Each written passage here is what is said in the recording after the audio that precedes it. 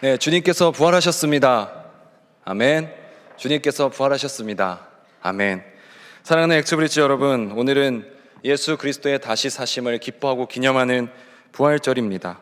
그리고 동시에 3월의 마지막 날이기도 합니다. 오늘이 벌써 3월 31일이더라고요. 벌써 1년 중에 4분의 1의 시간이 지났습니다. 25%가 지났어요.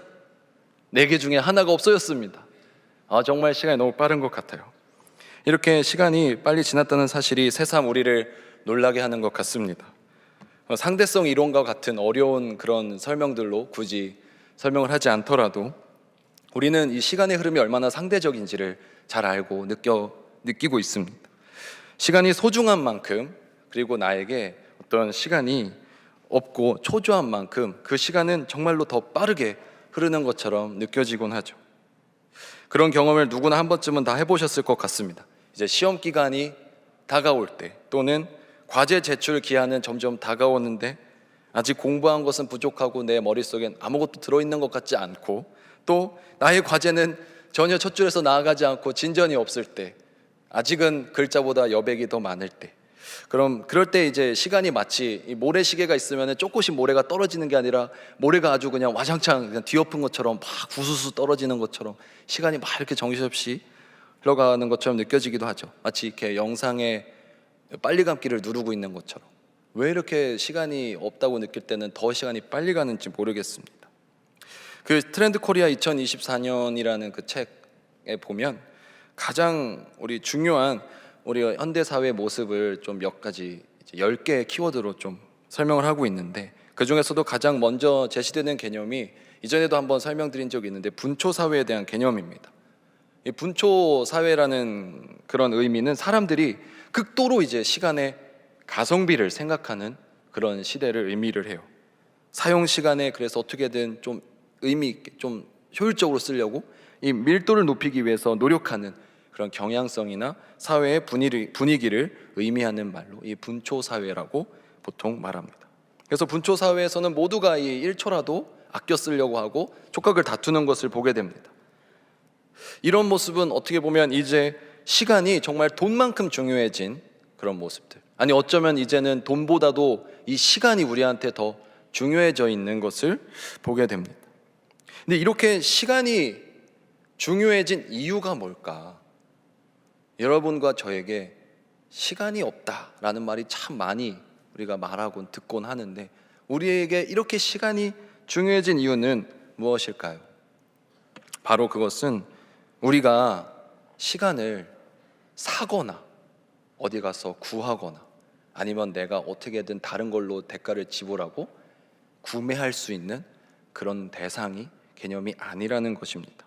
시간은 어디에서도 우리가 구할 수가 없어요.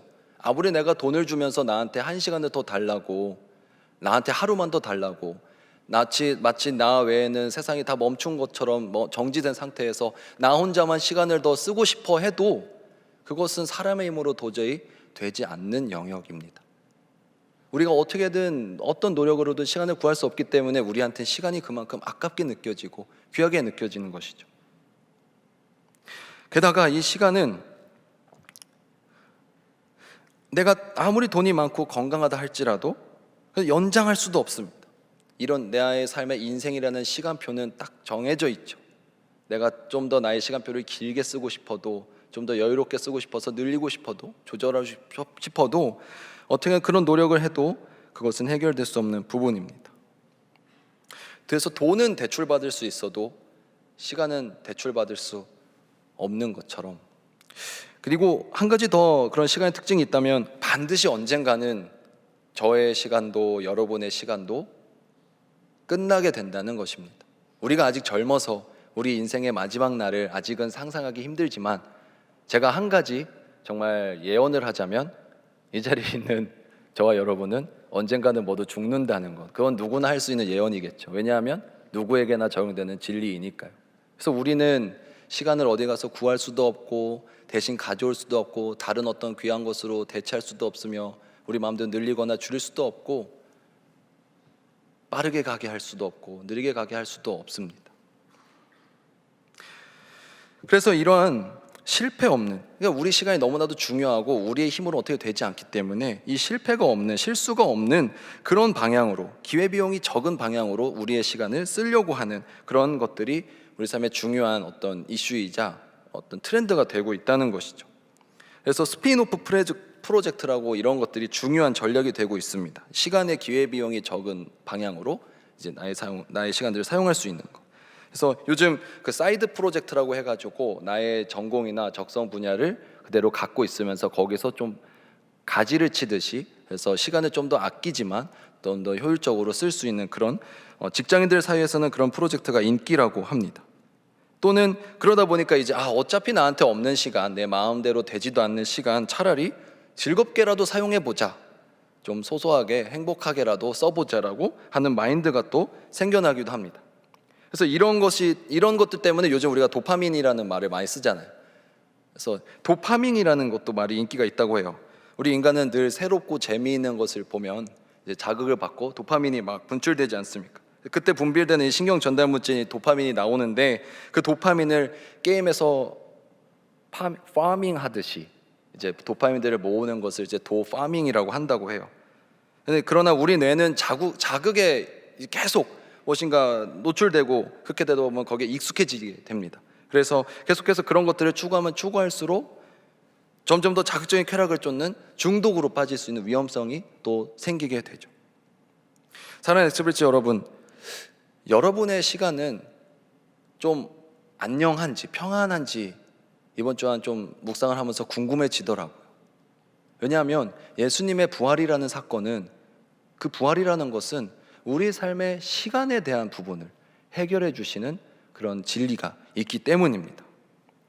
사랑하는 여러분, 여러분의 시간은 안녕하신가요? 안녕하다는 말은 원래 뜻이 사전적으로 아무 일 없이 편안하다, 평안하다라는 뜻입니다. 혹시 아직도 나의 삶에 너무나도 시간이 부족하게 느껴져서, 또는 초조해서 이 시간이 너무나도 아깝지만 어떻게 막을 수도 없고 그저 촉박하게 끌려가는 대로 바쁘게 살아가고만 계시지는 않은가요? 또는 그래 어차피 없는 시간 쪼개서라도 그냥 재밌게 한번 즐겁게 살아보자, 도파민을 위해서 살아보자 라고 살고 계시지는 않으신가요? 만약 여러분들이 그런 상황에 계시다면 오늘 예수 그리스도의 부활 사건이 가져다주는 그런 의미와 발견을 우리가 다시 한번 좀 생각해 보셨으면 좋겠습니다. 삶의 진정한 자유와 기쁨을 우리가 그 안에서 발견할 수 있게 되기를 소망합니다. 저는 여러분께 한 가지 질문 드리고 싶습니다. 여러분의 예수님은 부활하셨나요? 세상 사람들이 말하는 예수님이 부활하셨다는 것 말고 내가 믿고 있는 나의 예수님이 여러분의 삶 가운데 부활하셨는가, 그 말입니다. 오늘 우리가 읽은 고린도전서 15장은 보통 부활장으로 불립니다. 고린도전서 13장이 사랑장으로 불리는 것처럼 성경에서 예수 그리스도의 부활에 대해서 가장 잘 다루고 있는 대표적인 장이기 때문에 이 장의 이름이 부활장이라고 할 수 있습니다. 보통 바울 서신의 경우에는 당시 교회 공동체가 안고 있었던 그런 신앙생활의 중요한 문제들에 대해서 이제 바울이 목회적으로 답변하기 위해서 보냈던 편지였기 때문에, 고린도전서의 경우에도 마찬가지로 7장부터 15장까지는 그들이 겪고 있었던 문제에 대한 질문들, 그래서 결혼에 대해서, 또는 우상에게 바쳤던 재물을 먹느냐 마느냐에 대해서, 또는 함께 예배를 드릴 때 그런 에티켓이라든지 어떻게 행동해야 되는지에 대해서 그런 것들에 다루고 있습니다. 근데 마지막으로 15장에 오면 이제 그 부활에 대해서 다루고 있어요. 근데 한 가지 다른 문제들에 대한 답변과 이 부활에 대한 언급에 대한 차이가 있다면, 그것은 다른 문제들은 그 교회 교인들이 직접 겪고 있었던 문제예요. 그래서 이들이 직접 알아서 문제에 대해서 질문을 한 경우입니다. 그렇지만 반대로 15장에서 다루고 있는 이 부활에 대해서는 사람들이 이 부활에 어떤 우리가 문제가 있다, 그러니까 답변 좀 해달라고 요구해서 바울이 쓴 것이 아니라 바울이 너무나도 중요하다 생각해서 본인이 이들에게 편지에 적은 부분이에요. 왜냐하면 바울은 보통 교회가 질문한 내용에 대해서 답변할 때에는 항상 처음에 무엇에 관하여 내가 말하겠다, 그 문제에 관해서는 그 문제는 말이지 하면서 이 헬라어 전치사를 사용하게 됩니다. 근데 부활에 대해서는 그런 헬라어 표현을 사용하지 않고 무엇에 관해서 내가 이야기를 하겠습니다, 여러분들이 질문해 주신 그 문제 있죠, 그거에 대해서 얘기하겠습니다라는 것이 아니고 바로 부활에 대해서 이제 증거를 하고 설명해 주고 있기 때문이죠. 이 부활이라는 내용은 그래서 어쩌면 바울이 사람들이 나에게 묻지 않아도 내가 먼저 말하고자 하는 매우 중요하고 이 기독교 신앙에 있어서 매우 핵심적인 내용이라 아마 생각했던 것 같습니다. 그래서 바울은 고린도전서 15장 3절 4절에서 복음의 핵심이 그리스도께서 죽으시고 부활하셨다는 내용임을 다시 한번 강조하고 있습니다. 사랑하는 여러분, 우리가 기독교 신앙에 대해서 각자 의견이 다를 수 있습니다. 여러분들이 믿고 있는 이 신앙에 대해서 각자 다양한 표현으로 정의할 수 있겠지만, 그렇지만 우리의 핵심은 늘 예수 그리스도의 그 십자가 고난에서의 죽음과 그리고 그 이후에 예수 그리스도의 부활에 늘 초점이 맞춰져 있다는 사실입니다. 다른 곳으로 벗어나서는 안 됩니다. 우리가 믿고 있는 예수 그리스도, 그리고 우리가 믿고 있는 이 교회에서 신앙의 핵심은 어제도 오늘도 앞으로도 부활이어야 한다는 것입니다. 그래서 고린도전서 15장 3절에서 4절 말씀, 내가 받은 것을 먼저 너희에게 전하였노니 이는 성경대로 그리스도께서 우리 죄를 위하여 죽으시고 장사 지낸 바 되셨다가 성경대로 사흘 만에 다시 살아나사, 이렇게 말하고 있습니다. 그리고 바울은 이어서 이 부활의 역사적인 확실성을 논증하고 있습니다. 부활이 정말로 있었던 일입니다. 증거하고 있습니다. 특히 그리스도의 부활에 대해서 수많은 증인이 있었다는 것을 말하고 있습니다. 이어지는 5절에서 8절 말씀, 게바에게 보이시고 후에 12 제자에게와 이어서 그 후에 500여 형제에게 일시에 보이셨나니 그 중에 지금까지 대다수는 살아있고 어떤 사람은 잠들었으며 그 후에 야고보에게도 보이셨으며 그 후에 모든 사도에게와 맨 나중에 만삭되지 못하여 난 자 같은 내게도 보이셨느니라. 이렇게 증인들의 목록을 쭉 열거하고 있습니다. 이 사람들에게 나타나셨고요, 이 사람이 봤고요, 이 사람들이 예수 그리스도의 부활의 증인들입니다. 그리고 그 증인들은 여러분들과 함께 아직도 살아 있습니다. 우리 가운데 아직도 그 증인들이 숨쉬고 있습니다라고 증언하고 있어요. 바울은 증인의 목록으로 첫 번째 게바, 이 베드로를 말하고 있습니다. 그 다음으로 12 제자들, 그리고 이어서 500여 명의 형제들 앞에서 예수님께서 부활하신 후에 직접 나타나셨음을, 그래서 그 500명의 사람들이 동시에 그를, 예수 그리스도를 봤음을 증언하고 있습니다. 그리고 그 가운데 대다수는 아직 살아있다고 말하고 있죠. 아직 증인들이 살아있는데, 살아있지 않았다면 과연 이렇게 말을 할 수 있었을까요? 예수님께서 부활하신 후에 나타나신 것을 직접 목격한 사람들이 이만큼 매우 많이 있다라는 것을 통해서 부활의 역사성을, 또 사실성을 계속 강조하고 있는 것입니다. 근데 사실 저는 이번 부활주의를 준비하면서 이렇게 500명씩이나 되는 사람들 보여주셨구나 하는 부분보다도 그 다음에 이 사람의 이름에 눈길이 더 가더라고요. 그 사람은 바로 7절 말씀에 야고보였습니다. 자, 야고보에게 주님이 나타나셨대요. 여기서 야고보는 누구일까요? 야고보는 예수님의 동생 야고보입니다. 야고보란 이름이 많이 나오기 때문에. 이 야고보에게 주님이 나타나셨다는 내용은 복음서에는 나오지 않습니다. 대신에 신약성경의 다른 외경 중 하나인 히브리인의 복음서라는 부분에 보면 기록이 나옵니다. 그래서 아마 이런 부분이 영향을 줬을 것으로 보이는데, 이 야고보는 예수님의 동생이었던 야고보입니다. 근데 야고보는 여러분들이 잘 아시다시피 예수님의 그 혈육들은, 형제들은 예수님이 생전에는, 예수님이 살아계실 당시에는 그를 같이 배척했어요. 믿지 않았습니다. 저는 외아들이기 때문에, 독생자이기 때문에 이 마음을 잘 모르는데, 여러분들 가운데에서 형제가 있는 분들은 아마 이걸 좀 더 잘 공감하실 수 있을 거라고 생각합니다. 여기 동생 계신 분들 또는 형 계신 분들, 뭐 형제 자매가 있는 분들, 갑자기 자신의 자매나 형제가 하나님의 아들이래요. 그러면 아무리 큰 기적들을 베풀고 있어도 한켠에는 계속해서 불신의 영이 임하지 않을까요? 살아가는데 형이 메시아였다니, 나와 함께 자랐던 나의 동생이 구세주였다니, 이러면 당연히 믿어지지 않았겠죠. 그런데 이 야고보가 이후의 기록을 보면 초대 기독교, 초대 교회에서 굉장히 핵심적인 사도로서 예수 그리스도의 부활, 그리고 그분에 대해서 매우 열심히 증거했던 것을 우리가 볼 수가 있습니다. 자, 이후에 어떤 사건을 계기로 이 예수님의 친동생, 예수님의 그 형제였던 야고보가 초기 교회 공동체 핵심 인물로 변화하게 됩니다. 예수님을 배척했던 사람이. 그래서 많은 사람들이 이 어떤 그 놀라운 사건, 그가 그렇게 변할 수 있었던 사건, 그 계기를 예수님의 부활을 봤기 때문이다, 이렇게 보고 있죠. 이 구절이 말하고자 하는 바가 무엇일까요? 저는 이름 한번 말하고 야고보에게 보이셨으면 하고 짧게 넘어가지만, 저는 이 구절이 은혜가 많이 되더라고요. 이 구절이 말하고자 하는 바는 아마 그런 거 아니었을까요? 다른 사람들보다도 절대 부활을 받아들이거나 믿기 힘든 이 사람에게조차 주님이 나타나 주셨다, 그의 의심도 거둬 주셨다 라고 마치 말하고 있는 것 같았습니다. 사랑하는 엑스브리지 여러분, 저와 여러분이 혹시 그런 현대판 야고보이진 않으신가요? 다른 사람들은 다 믿는다 하는데 나는 도저히 못 믿겠다, 나는 믿어지지 않는다 하는 현대판 야고보들, 그게 저와 여러분이 되지 않기를 소망합니다. 그리고 이 구절이 우리에게 희망이 되는 것은 예수님께서는 사람을 가리셔서 증거해 주지 않으셨다는 것입니다. 부활을 믿기 힘든 사람에게조차도, 부활을 믿고 싶어 하지 않는 사람에게조차도 주님께서 나타나 주셨다는 것은 오늘 이 자리에 모여있는 여러분들에게도 부활의 주님이 분명한 증거로서, 확증으로서 여러분들을 만나 주실 수 있다는 것을 기대하셨으면 좋겠습니다. 옆 사람만 부활 믿으면 억울하잖아요. 바로 내가 예수님의 부활을 믿고 증거할 수 있는 사람이 되어야 되지 않겠습니까? 세상에 예수님이 부활하시는 게 중요한 것이 아닙니다.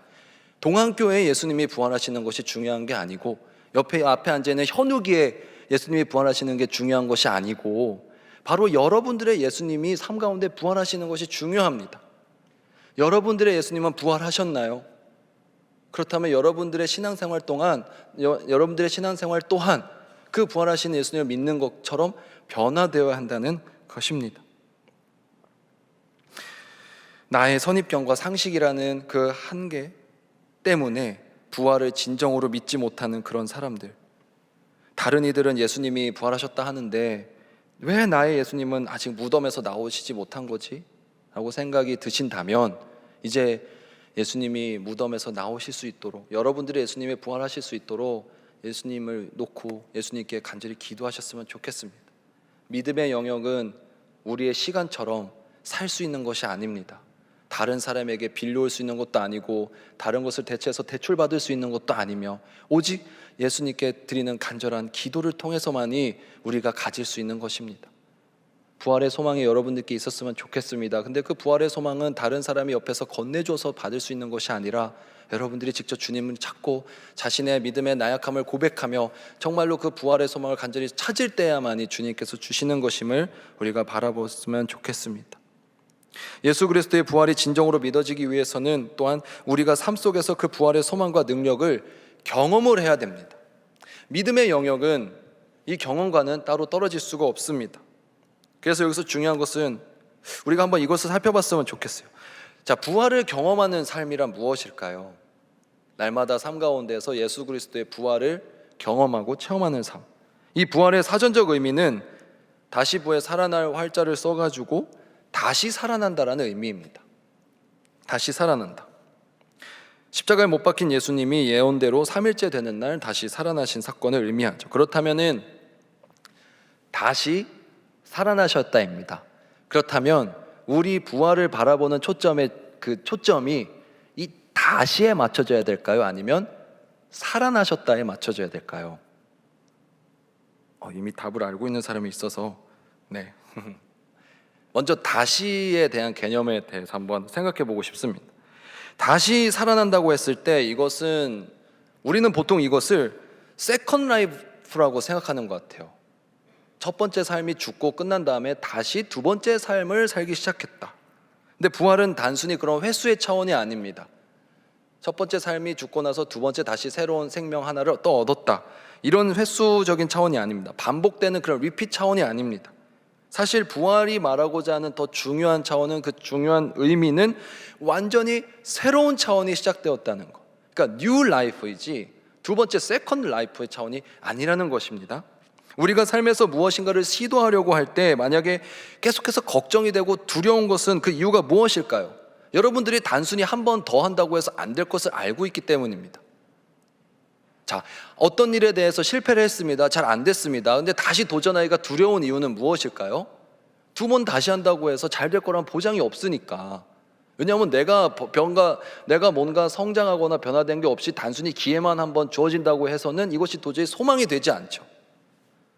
만약에 부활이 삶이 끝나고 나서 한 번 더 그냥 삶이 주어지고 더 사는 개념으로 된다면 그 부활이 우리에게 얼마나 소망이 될 수 있을까요?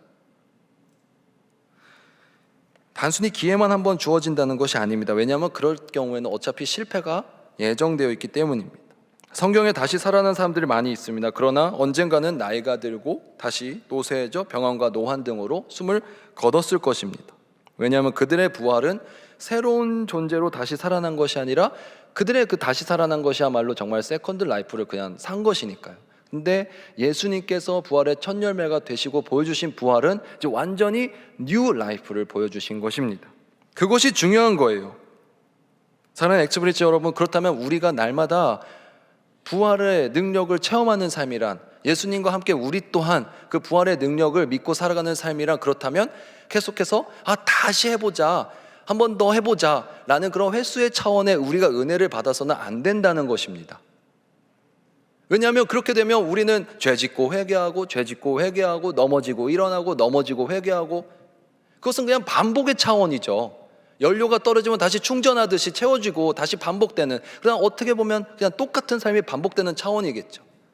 근데 우리 삶의 진정한 변화가 나타나야 하는 부분은, 우리 삶이 살아가야 하는 삶의 태도란 그 이전과는 다른 뉴 라이프, 새로운 삶을 살아가는 것이 정말 부활의 능력을 경험한 삶이라는 것입니다.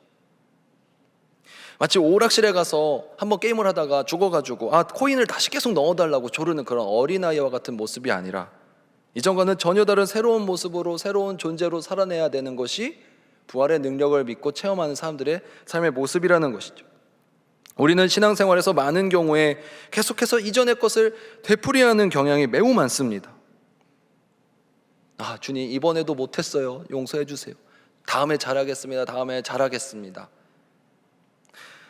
그러나 정말 다시 태어난 것과 같은 경험, 이전의 자신과는 전혀 다른 자신을 발견하는 그 순간이야말로 바로 예수 그리스도의 부활을 경험적으로, 체험적으로 믿게 되는 때인 줄로 믿습니다.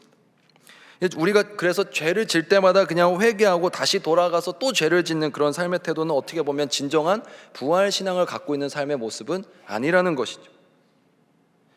그렇기 때문에 다시라는 차원에 대해서 생각할 때 우리가 중요한 것은 변하고 있는가가 중요한 것입니다. 부활신앙의 태도는 다시 재반복의 핵심이 있는 것이 아니라 그 두 번째 차원이 주어졌을 때 새롭게 변화가 되었는가가 중요한 것이죠. 우리 삶의 신앙의 초점이 그래서 변화에 맞춰져야 됩니다. 회개하고 잘못을 고백하는 것에서 멈추지 않고 이제 다시 그 죄를 짓지 않는 것, 이전과는 다른 사람이 되는 것이 중요한 차원이죠. 물론 계속해서 변화되는 모습에 집중하다 보면은 이전에 변화했던 부분이 다시 예전의 모습으로 돌아가는 것들을 보게 될 것입니다. 왜냐하면 우리가 한 번에 품을 수 있는 변화의 양은 그릇의 차이마다 다르잖아요. 그러니까 우리에게 바뀌어야 될 부분이 10가지가 있고 100가지가 있다면 처음에 바꿔나간 것들을 하다 보면 계속해서 다른 것들을 변화해 가기 위해서 시도하다 보면 이전에 노력했던 것들을 또 놓치기도 할 것입니다. 그렇다고 해서 너무 변화하는 것들이 부담된다, 이 변화하는 것에 한계가 있구나라고 좌절할 것이 아니라 이 변화하는 것의 방향성 자체가 중요하다는 것을 우리가 기억했으면 좋겠습니다. 하나님 안에서 어떻게든 다시 살아보려고 하고 새롭게 다시 살아보려고 하는 그런 결단들, 이 변화하는 삶의 방향성이 중요한 것 같습니다. 이 신앙생활을 통해서, 예배와 공동체의 모임을 통해서 그래서 집중해야 될 부분이 내가 변화되어 가고 있는가가 중요한 것입니다. 부활 신앙을 받아들인 삶의 태도는 변화가 있는 삶입니다. 매주 예배를 계속해서 나오고 있는 것이 아니라 매주 예배를 나올 때마다 점점 더 다른 마음으로 예배를 드리는 것이 진정한 부활의 차원이고, 죄를 지을 때마다 계속해서 회개하며 잘못하고 눈물을 흘리면서 막 남들이 볼 때 정말 신실하다 보여주는 것이 중요한 것이 아니라 내가 그래도 이전에 지었던 잘못을 다시 조금이라도 덜 짓고 안 짓는 차원으로 바뀌어가는 것이 부활신앙을 믿고 있는 삶의 모습이라는 것이죠. 늘 우리는 점검해야 됩니다. 내가 조금이라도 변화되고 있는가, 주님을 만나서 내가 조금이라도 성장하고 있는가를 우리가 집중해야 되는 것이죠. 두 번째는 아까 다시 살다 했으니까 살다의 개념을 한번 생각해 보겠습니다. 죽음에서 살아났다는 것은 불가능의 영역이 극복된다는 것입니다. 그러니까 이것은 단순히 우리가 생명을 한번 얻었다는 차원을 벗어나서 우리의 상식이 깨지고 무너지는 차원을 의미하죠. 세상에 많은 문제와 어려움이 있지만 우리 인간이 결코 극복할 수 없는 문제가 이 바로 죽음이잖아요. 근데 이 죽음의 문제가 이 부활을 통해서 해결되었다라는 것은 예수님의 능력 안에서, 부활의 소망 안에서 해결되지 못할, 능치 못할 일이 없다는 것을 의미합니다. 그래서 우리 삶에 대해서 우리가 자유로움을 회복할 수 있게 해주는 거죠. 살아나는 것에 대한 소망으로 인한 자유로움. 그러니까 우리 삶 가운데 부활신앙을 믿고 살아가는 사람들이라면 삶에 자유로움이 느껴져야 한다는 것입니다. 아직도 내 삶이 자유롭지 못하다, 무엇인가에 얽매여 있고 억압되어 있고 늘 끌려다니는 것 같고 답답하고 불안하고 염려를 지니고 산다면 우리가 아직 부활신앙이 그 안에 제대로 자리를 잡지 못한 것입니다. 정말로 내 삶에서 살아나야 하는 부분들이 있다면 우리가 무엇인지 한번 기도해 볼까요? 죽음으로 끝이 아니고 그 뒤에 영생이 있다는 믿음, 그래서 우리 삶에 집착하지 않는 그런 자유로운 태도가 우리 가운데 필요할 줄로 믿습니다. 한국 사람들은 종교성이 매우 강하다고 하죠. 그래서 기독교뿐만 아니라 다른 종교 등 이렇게 신앙을 많이 갖고 살아가는 경우가 많습니다. 근데 그 이유는 우리 신앙을 돌아보면 매우 대단히 현세적인 이유일 때가 많다는 거죠. 그냥 내가 오늘 어떻게 살아갈까, 내 문제를 어떻게 해결할까는 현세적인 차원들. 근데 우리는 영원함을 믿고 내세를 바라보아야 하는 사람들이라 함에도 불구하고 많은 경우에 우리의 신앙생활은 바로 오늘 나의 삶에 초점이 맞춰져 있는 경우가 너무나도 많다는 것입니다. 근데 부활의 진리는, 부활의 소망은 우리에게 권면하고 있습니다. 계속해서 바로 오늘만 보지 말고 내일을 보라고, 앞으로를 보고 미래를 보라고, 멀리 보라고 계속해서 우리를 권면하고 있는 것이죠. 사랑하는 엑스브리지 여러분, 다시 살아나는 그 부활에서, 그러니까 중요한 것은 두 가지 차원이 다 중요한 것입니다. 다시라는 차원도 중요하고 살아난다는 차원도 중요한 것입니다.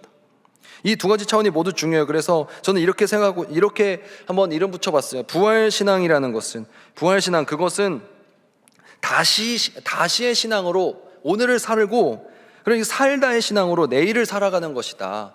이게 무슨 말이냐면, 우리가 다시의 신앙으로 오늘을 산다는 것은 계속해서 오늘 나는 어제보다 변화되어 갔는가에 집중하는 것이죠. 다시 나의 삶이 나아갈 때 이 하나님께서 우리에게 은혜를 부어주셨을 때 내가 이전과는 다른 존재로 살아가고 있는가, 변화가 되어가고 있는가 계속 집중해야 한다는 것입니다.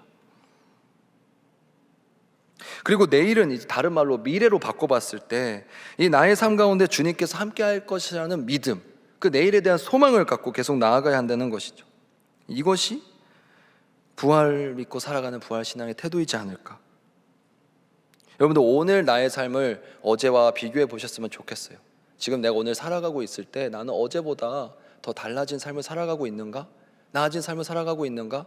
계속 그것을 바라보는 것이 부활신앙을 바라보는 삶의 모습이라고 생각하고, 내일을 바라봤을 때 내일에 대해서 우리가 희망을 품고 있는가? 그것을 돌아보셨으면 좋겠습니다. 막연한 근자감이 아니라 하나님이 함께 해주시고 예수님이 도와주실 것이라는 그 소망으로 내일을 생각했을 때 여러분 소망이 있으신가요? 기대감이 있으신가요? 진정으로 부활 소망을, 부활의 신앙을 마음 가운데 삼고 살아가는 이들에게 이런 두 가지 특징이 나타나는 것을 볼 수가 있습니다. 첫 번째는, 지금 정리해서, 첫 번째는 내가 어제보다 더 나아진, 어제보다 더 변화된 삶을 살아가고 있는가 계속해서 점검해 가면서 내일에 대한 소망을 계속 품고 살아가는 삶이 부활 소망을 삼고 있는 사람들이죠. 만약에 내가 달라지고 있는가에 대해서 아직 초점과 집중하지 못하고 있다면, 또는 내일을 생각했을 때 희망을 품고 있지 못하고 기대감이 전혀 없다면 여러분들 삶 가운데 아직 부활의 그 신앙이, 부활의 그 진리가, 그 복음이 아직 들어가 있지 못한 경우가 많을 것 같습니다. 한번 같이 기도해 보셨으면 좋겠어요. 계속해서 그 신앙을 놓고 기도해 보셨으면 좋겠습니다. 주님, 제 마음 가운데 부활의 소망이 있기를 원합니다. 주님께서 이 부활이 제 삶 가운데 진정으로 믿어지고 경험되게 해주시옵소서 하고 기도했으면 좋겠습니다. 예수 그리스도의 부활이 증거하고 있는 바가 무엇일까요? 그것은 여러분들의 신앙생활이 결국엔 해피엔딩이라는 것을 말해주고 있는 것입니다. 여기서 해피엔딩이라는 것은 단순히 우리 삶이 그냥 걱정 없이 무병장수해서 잘 성공한다는 차원이 아니라 그 삶의 어떤 끝에서도 내가 너와 함께 하겠다, 안심하라, 평안하라, 위로해 주시겠다라는 약속인 거죠. 그러니 그 엔딩을 약속받은 사람들답게 우리가 보다 삶 가운데 편안함과 기쁨을 누리시면서 나아가셨으면 좋겠습니다. 부활을 마음 가운데 품고 있는 사람들에게 나타나는 특징, 그것은 소망이죠. 희망입니다. 영원을 산다는 것은 우리가 부활이라고 생각하면 영원히 살아가는 영생과 이제 연결이 되잖아요. 근데 우리가 영생이라는 걸 생각했을 때 우리는 자꾸 절대로 끊어지면 안 되는 하나의 선을 계속해서 쭉 이어서 그리는 것 같이 생각할 때가 많은 것 같습니다. 근데 영원한 삶이라는 것은 그렇게 완벽하게 한 번도 끊어짐 없이 계속해서 그려야 되는 그런 삶이 아니라 내 삶에 계속해서 끊임없이 찍는 그런 작은 점들이 끊임없이 이어져서 계속 찍어서 그것이 이어져서 하나의 긴 선을 만들어내는 것이 오히려 저는 그런 영혼의 삶을 살아가는 태도라고 생각을 합니다. 예수 그리스도의 십자가 고난과 부활은 우리가 필연적이다라는 것을 계속해서 말씀을 통해 확인하게 됩니다. 그분은 우리를 향한 사랑을 이루기 위해서, 하나님의 약속을 지키기 위해서 십자가에 달리셨어요. 죽음 없이 부활이 없고 십자가 없이 영광이 없다는 것을 우리가 기억을 해야 됩니다. 그렇다면 우리가 삶 가운데 부활의 능력이 움직이게 하려면, 부활의 능력이 작동하게 되려면 어떤 삶의 태도로 나아가야 할까? 그것은 바로 부활을 위해서 죽음이 필요하듯이 우리 삶 가운데 부활의 능력이 있기 위해서는 우리가 먼저 죽음을 위해서 살아가야 한다는 것이죠. 기꺼이 죽으려는 태도, 기꺼이 죽고자 하는 자세로 살아가야지만 우리 삶 가운데 그 이후에 오는 부활의 은혜가 있게 될 것입니다. 그렇다면은 죽으려고 하는 삶, 죽음의 태도로, 죽으려고 하는 그 삶의 태도란 무엇일까요? 이것을 우리가 흔히 보통 기꺼이 죽으려고 하는 삶 이렇게 생각해 보면은 죽음을 불사하는 태도 같은 걸 많이 생각하시는 것 같아요. 또는 죽음을 각오하고 하는 그런 막 객기를 부리는 무모한 행동, 또는 오히려 반대로 완전히 포기해버리거나 자포자기하는 그런 태도들, 우리가 보통 죽고자 하는 자세, 죽으려고 하는 마음 이렇게 말을 하는데, 저는 오히려 우리가 어떻게 죽음에 대해서 어떤 자세로 살아가야 하는가는 예수님의 죽음을 통해서 바라봐야 한다고 생각합니다. 예수님께서는 어떤 죽음을 원하셨나요? 예수님께서 어떤 죽음으로 나아가셨죠? 그것은 결국에는 다른 사람을 나보다 더 사랑하려는 태도입니다. 나 자신을 죽이고 나 자신에 대해서 부정적인 개념으로 생각하는 것이 아니라, 바꿔 말하면 다른 사람을 살리려는 태도, 다른 사람을 위한 삶의 태도가 바로 내가 죽음으로 나아가고자 하는 태도일 것입니다. 보통 죽음의 태도라 우리가 자신의 생명을 가볍게 여기는 것들로 많이 생각을 하지만, 오히려 예수 그리스도의 죽음의 태도란 그냥 자신의 생명을 가볍게 여기거나 이렇게 막 내던지는 그런 태도가 아니라 그저 나보다 다른 영혼을 더 많이 사랑하고자 하고 그 영혼에 집중하는 마음이지 않을까요? 우리 공동체 안에도 우리가 그 십자가 사랑을 생각하고 예수 그리스도의 그 죽음으로 나아가고자 하는 태도가 우리 안에 있었으면 좋겠습니다. 그러니까 막 의식적으로 나 자신을 막 죽여야 되고 내 자신의 어떤 것들을 막 이렇게 깎아내려고 하기보다는 그저 그냥 초점을 바꾸는 거죠. 다른 사람을 귀하게 여기고 다른 사람에 대해서 나보다 다른 사람을 더 사랑하기 위해 애쓰는 그런 태도야말로 죽음으로 나아가는 자세이지 않을까 싶습니다. 오늘 고린도전서 15장 말씀을 쭉 읽다 보면 31절에 이 구절이 나옵니다. 형제들아, 내가 그리스도 예수 안에서 가진 바 너희에 대한 나의 자랑을 두고 단언하노니 나는 날마다 죽노라. 사도 바울은 이렇게 내가 날마다 죽노라 이렇게 고백하고 있습니다. 근데 그가 그렇게 할 수 있었던 이유, 그 이유는 바울이 이제 자신이 전한 복음을 통해서 사람들이 변화되는 것을 보잖아요. 예수님을 믿는 사람들이 이제 나오기 시작합니다. 그래서 그런 사람들로 말미암아서 이 고린도라는 타락한 도시에서 하나님의 교회가 세워지게 돼요. 그것을 보면서 너무 그것을 행복하게 여기고 자랑스럽게 여겼던 것입니다. 그래서 너희에 대한 나의 자랑을 두고 맹세한다.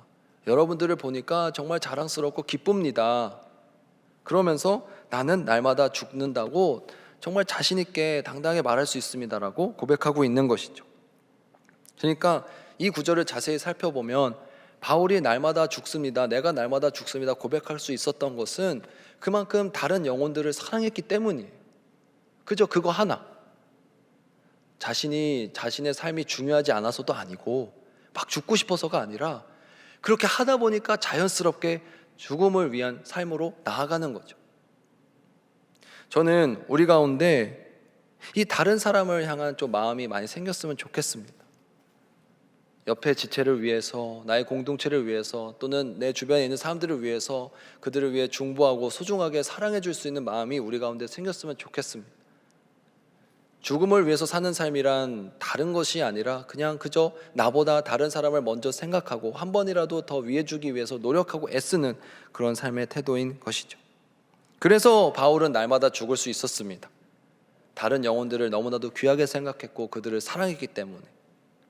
그리고 그런 사람에게야말로 하나님께서 날마다 다시 살려주시는 부활의 기쁨을 주신 것이죠. 날마다 죽는 사람에게야만이 날마다 부활의 은혜가 있습니다. 하루도 죽지 않고 절대 죽지 않는 사람에게는 부활의 은혜가 있을 수 없겠죠. 저와 여러분이 날마다 죽을 수 있었으면 좋겠습니다. 이걸 내가 꼭 이렇게 해야 되나? 이거 너무 힘들다, 고통스럽다 하면서 정말로 죽을 것 같은 마음으로, 그래도 내가 하나님 붙잡고 하나님이 명하신 거니까, 하나님 마음이 이런 것 같으니까 애쓰고 노력하고 사랑하려고 하다 보면 그때 정말로 그 부활의 소망이 우리 가운데 있게 될 것입니다. 왜냐하면 그 부활의 소망이라는 것이 아까 말씀드렸듯이 변화하는 나를 발견하게 돼요. 어제보다 더 새로운 삶으로 나아가게 되는 것을 발견하게 되고, 그리고 내일을 바라봤을 때 주님이 그래도 또 지금까지 해주셨던 것처럼 앞으로도 함께 해주시겠구나 하는 소망이 또 함께 생겨날 것입니다.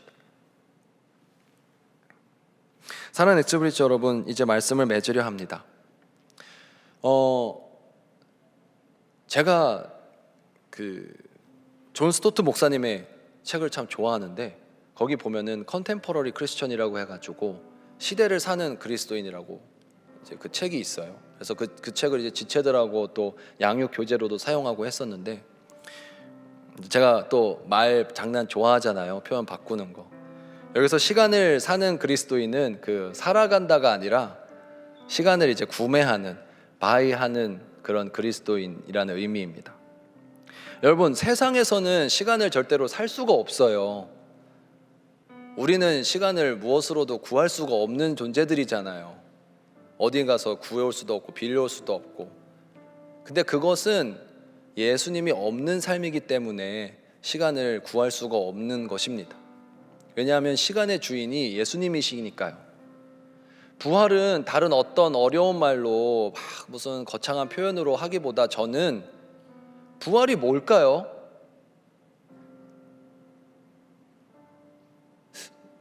저는 이게 굉장히 적절한 표현이라고 생각하는데요.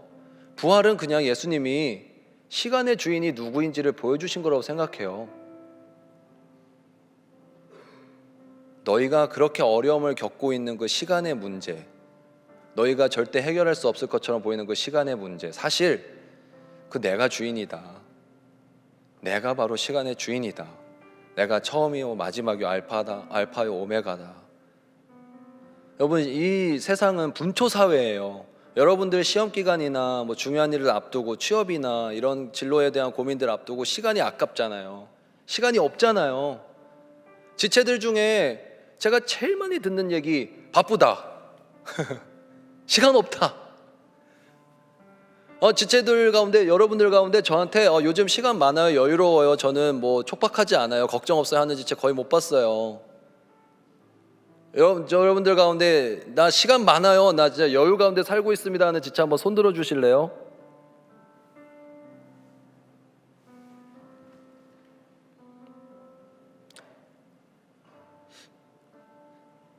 여러분, 제가 여러분들에게 부활을 살 수 있는 화폐를 하나 드릴게요. 그것이 바로 부활 소망입니다. 이 부활의 소망이 있는 사람들한테는 시간의 그런 압박을, 시간의 한계를 초월할 수 있는 능력이 생길 것입니다. 왜냐하면 시간의 주인이신 예수님을 붙들고 사는 삶이 바로 부활 소망을 가지고 사는 삶이니까요. 시간이 없다고요? 예수님 붙잡으세요. 잠잘 시간도 없나요? 막 힘든가요? 불안하고 초조한가요? 너무나도 능력에 부치나요? 시간이 좀 더 있었으면 좋겠나요? 지난 시간이 후회되나요? 앞으로가 걱정되나요? 여러분의 과거도, 여러분의 미래도, 여러분의 현재도 다 다스리고 책임져 주실 수 있는 시간의 주인이 누구신가요? 그리고 그것을 무엇을 통해 보여주셨죠? 부활을 통해서. 예수 그리스도는 여러분의 시간의 주인이 되신다는 것을 부활을 통해서 보여주셨습니다. 그런데 우리가, 세상 사람들은 시간을 어떻게 구할 줄 몰라가지고 그 자기 안에 한 줌 있는 시간들을 어떻게 쓸지 날마다 초조하게 불안하게 살고 있는 모습이라면, 여러분들은 그 넘쳐나는 주님께서 주시는 그 시간의 초월성을 누리셨으면 좋겠어요. 여러분, 우리 영생을 약속받은 사람들이잖아요. 구원을 약속받은 사람들이잖아요. 생명을 받은 사람들이잖아요. 근데 왜 그렇게 초조해하시죠? 왜 그렇게 불안해하시죠? 입술로는 나의 영원하신 주님을 찬양합니다, 주님을 의지합니다 하면서도 전혀 의지하지 못하고 있는 삶을 살아가고 계시죠? 왜 그러시죠? 사실 조금 이해하고 들으세요. 우리 까짓거 주님이 다 책임져 주시는데 하는 마음으로 우리가 나아가실 수 있어야 되지 않을까요? 정말로 부활의 소망을 품고 살아가는 사람들이라면요. 여러분들, 하나 권면드리겠습니다. 적어도 이번 주만큼은, 아니 오늘 주일만큼은 우리 바쁘다는 말 하지 맙시다. 바쁘다, 시간 없다, 이거는 부활 소망이 없는 사람들이에요. 여러분들 부담 주는 것도 아니고 몰아세우고 싶지도 않습니다. 그런 의미가 아닌 거 여러분들이 더 잘 아시잖아요. 여러분들 시간의 주인이 하나님이심을, 여러분들의 시간의 주인이 예수 그리스도이심을 이 부활절날 발견하셨으면 좋겠습니다. 시간이 없으면 주님께 가세요. 딴 데 가지 말고. 시간이 걱정되면 주님께 달려가세요. 시간이 없을수록 기도한다는 의미가 바로 이럴 때 사용되는 것 같습니다. 우리 삶의 시간의 주인 되신 예수님을 의지하셨으면 좋겠습니다. 그리고 여러분들 한 사람 한 사람을 위로해드리고 싶어요. 잘못 가고 있는 사람 없습니다. 돌아가고 있는 사람도 없어요. 늦춰진 사람도 없고, 여러분들의 삶 가운데에서 여러분들의 시간을 걸어가시면 돼요. 단 주님과 함께. 옆에 사람 보지 마세요. 25살까지 뭐 해야 되고, 30살에는 뭐 해야 되고, 35살에는 뭐 일어나야 되고, 하나도 없으니까 시간의 주인 대신 주님만 바라보면서 그 길을 나아가셨으면 좋겠습니다. 여러분들 가운데 늦은 사람도 없고 빠른 사람도 없고 잘못 가고 있는 사람도 없고 혼자만 잘 가고 있는 사람 없습니다. 우리 모두 주님만 바라보고 나아간다면 가장 적절한 하나님의 때에 맞게, 하나님의 속도로, 하나님의 방법으로, 하나님의 방향으로, 하나님의 뜻에 맞게 나아가고 있는 것 뿐이니까요. 그러니 이번 한 주간만큼은 정말 우리의 시간을 다시 한번 놓고 기도하셨으면 좋겠습니다. 여러분, 우리 시간 많습니다. 주님이 함께 도와주실 거예요. 시간의 주관자 되신 주님이 여러분들의 시간 가운데 함께해 주실 것입니다. 이번 주 특별히 여러분들의 시간이 아주 효율적으로 느껴질 거예요. 아주 효과적으로 느껴질 겁니다. 여러분의 시간들이 아주 여유롭게 느껴질 것이에요. 여러분들의 시간이 아주 많게 느껴지게 되기를 진심으로 소망하고 축복합니다. 그래서 시험 공부에 팁을 하나 드리자면, 시험 기간이 되면 될수록 주님 묵상 많이 하세요. 그럼 시간이 갑자기 천천히 가게 되고 갑자기 많아지는 것만 같은 놀라운 일들을 경험하게 될 것입니다. 초조해질수록 주님을 바라보세요. 시간의 주인이 어디 있는지를 늘 기억하세요. 시간의 주인은 세상이 아니라 주님이십니다. 우리가 이 시간에 대해서 많이 생각해 보셨으면 좋겠어요. 분초 사회 속에서 부활 사회를 꿈꾸면서 살아갔으면 좋겠습니다. 이 바쁨의 문제가 해결이 되질 않더라고요. 컨택을 할 때도, 교육훈련 권면을 할 때도, 뭐 하자고 할 때도 바쁨의 문제가 해결이 안 돼요. 왜 그렇게 바쁜지 모르겠어요. 여러분들, 너 진짜 궁금해. 왜 그렇게 바빠요?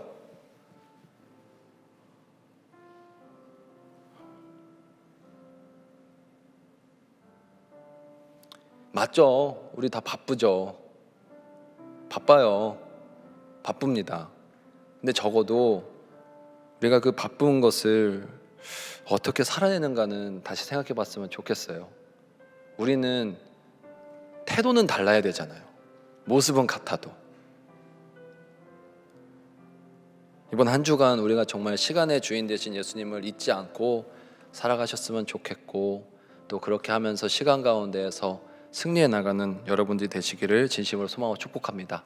우리 함께 기도하시겠습니다. 사랑의 하나님 아버지, 시간의 주인 되신 예수 그리스도를 의지하며 나아갑니다. 우리 삶이 너무나도 바쁘고 할 것들이 많습니다. 주어진 과제와 일들과 또 준비해야 될 것들, 또 내가 해내야 할 것들이 너무나도 많이 앞에 쌓여 있습니다. 주님이 아십니다. 우리가 특별히 대단한 욕심을 갖고 있어서도 아니고, 남들보다 엄청나게 대단한 것을 보여주고자 하는 것도 아니고, 단지 그냥 내가 해야 하는 것들, 이거 안 하면 안 되는 것들 어떻게든 하려고 발버둥 치고 있는데도 이렇게 바쁜 것임을 주님 잘 알고 계시잖아요. 우리 지체들 신앙생활까지, 그 바쁜 일정 가운데에서 신앙생활까지 해야 돼서 사실 믿지 않는 지체들보다 훨씬 더 바쁜 학교생활과 직장생활을 하고 있다는 것, 주님께서 더 잘 알고 계시잖아요. 우리 가운데 임스리 지체들 같은 경우에는 다른 지체들 다 토요일에, 주말에 자기 개발하면서 다른 것도 준비할 수 있는 그 많은 시간에 토요일날 오전에 나와서 저녁까지 있다가 들어가는 지체들 많이 있고, 주일날에도 세상에 다른 사람들은 잠깐 나왔다가 들어가는 경우에도 우리 지체들 보면 오전에 교육부서 교사도 하고, 이후에 또 누구 만나고, 또 저녁에 모임까지 하느라 사실 나쁜 마음도 아니고 다른 생각도 아니고 열심히 신앙생활 해보겠다고 하면서 하니까 이렇게 시간이 많이 부족하고 힘든 경우들이 우리 가운데 너무나도 많이 있습니다. 주님, 그러니 시간의 주인 되신 하나님 아버지께서 우리 삶 가운데 찾아와 역사하여 주시옵소서. 주님, 우리 안에는 감당할 만한 지혜와 능력이 너무나도 부족합니다. 주님께서 우리를 불러주셨고 우리를 구원해 주셨고 우리의 생명을 주님께 핏값으로 사주셨으니, 주님, 우리의 시간마저도 주님께서 책임져 주시옵소서. 주님,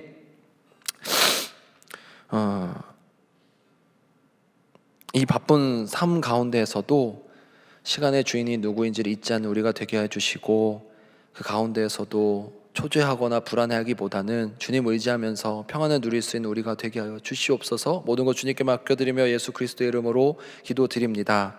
아멘.